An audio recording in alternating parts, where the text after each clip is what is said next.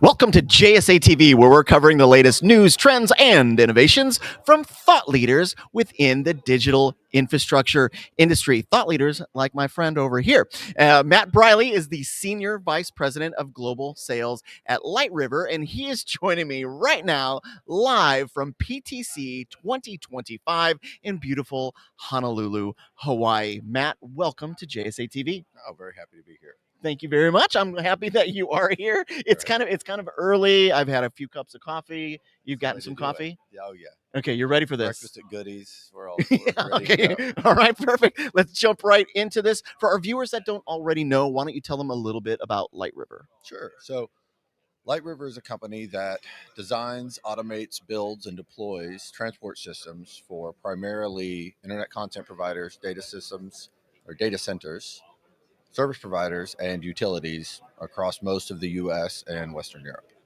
Been around a while.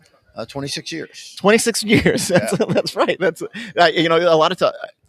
I have spoken to 20. I've done 20 of these interviews already. Okay. And a lot of times I have someone in the seat next to me and they'll say, we've been around forever, 10 years. Okay. And look, 10 years is an eternity in our industry. You guys have been around since like the dawn of time, seemingly, right. In the industry. So let's talk a little bit about a company with experience, 26 years of experience, and your focus and how that focus has changed perhaps over the years, specifically what the focus is for 2025. Sure. One of the things that's really interesting with us is we grew very organically for the first 20 years of our existence. Mm-hmm. And then in the last 3 years, we've almost doubled. So we're still growing organically. We are looking at inorganic growth as well. Mm-hmm. But for the first time about 2 years ago, we really started looking outside the U.S. at other opportunities. Mm-hmm. And one of our major focuses this year is expansion in Canada, expansion in Western Europe, and we'll be opening our largest facility ever in Dallas, around 50,000 square foot. That's a big facility. It's a lot. So tell me, what is the catalyst behind this growth? What's happening there, and perhaps within the industry that is kind of fueling that growth for you?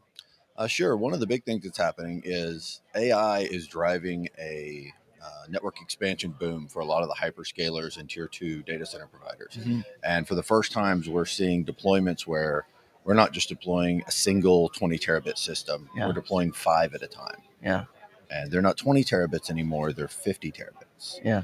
And the amount of floor space and people and power that takes, we just needed to grow. We needed a much larger facility. So we're getting a facility that will allow us to deploy tens of thousands of nodes for customers in a single year.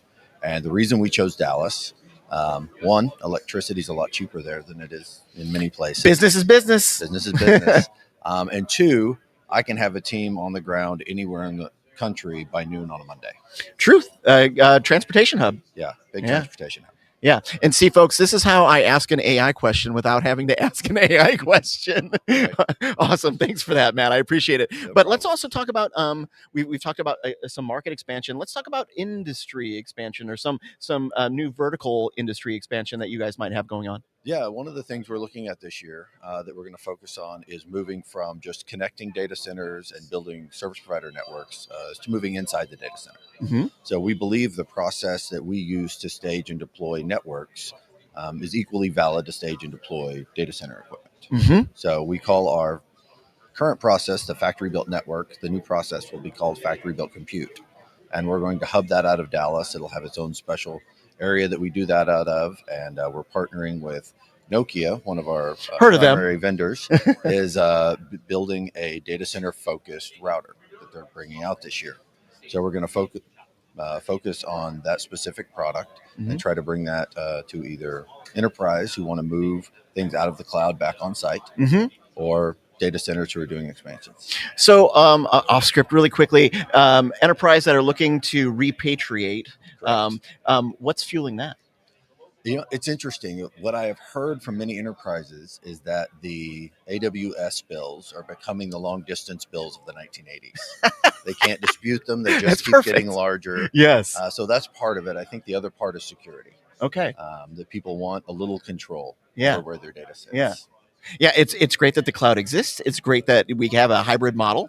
Right. But you want what you want, and I'm glad you guys have provided. Matt, thanks so much for being here today. I appreciate it. No problem. I have You bet. And thank you, viewers, for watching JSA TV. Stay curious, stay connected, and we'll see you soon.